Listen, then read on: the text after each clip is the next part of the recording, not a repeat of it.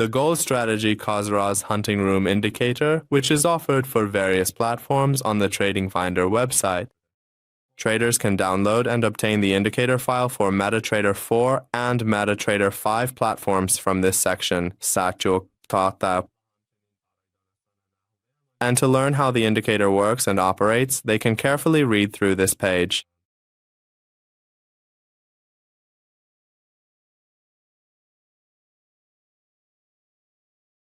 From the Navigator section, we select the indicator file, and by dragging the file onto the chart, we run the indicator.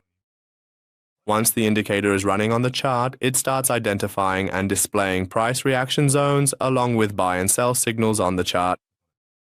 The Khosro Gold Strategy TRH indicator is a special and practical tool that smart money and ICT traders can use to easily identify price zones and reactions. When the price pulls back to these zones, they can enter buy or sell positions in the market. This tool is designed based on smart money concepts and the TRH model, which identifies a zone between the last pivot and the breakout candle as the TRH area. If liquidity has accumulated, it collects the liquidity and then continues in its main direction. For example, here we see that the price has moved downward, collected liquidity in this area, and then, after moving upward, a structural break has occurred here, which displays the reaction zone for us. If the price pulls back to this zone, a signal is generated for us, allowing us to enter a buy position in the market. In another section, we see that the price has collected sell-side liquidity here, moved downward,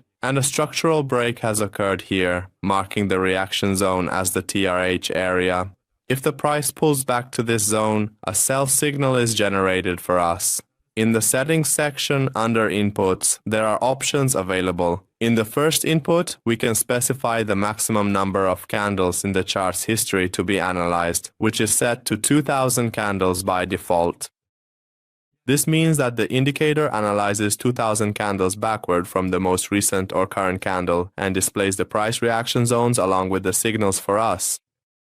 In the next parameter, we can specify the number of candles considered for pivot calculation, which by default is set to 4 candles. In the following parameter, we can also determine the number of candles used to measure and evaluate the price movement, which is also set to 4 candles by default. In the next parameter, we can specify the amount of price movement here, which checks whether the price movement is sufficient or not.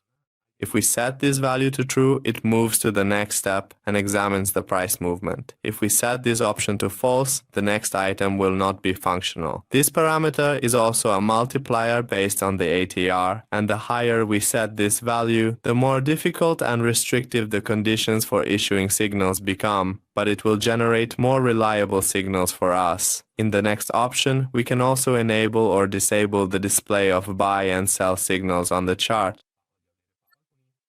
In the next parameter, we can also enable or disable the sending of notifications and alerts when signals are generated. In the next section, we can also change the color of the bullish reaction zones and the color of the bearish reaction zones to any color we like. Finally, in this last field, we can adjust the transparency percentage of the zones to our desired level with a minimum of 0% and a maximum of 100%. By default, it is set to 25%. The higher this value, the more vivid the zone colors become, and the lower this value, the lighter the zone colors will appear. Well friends, we've reached the end of this indicator tutorial. We'd be happy if you shared your comments and suggestions with us in the comments section.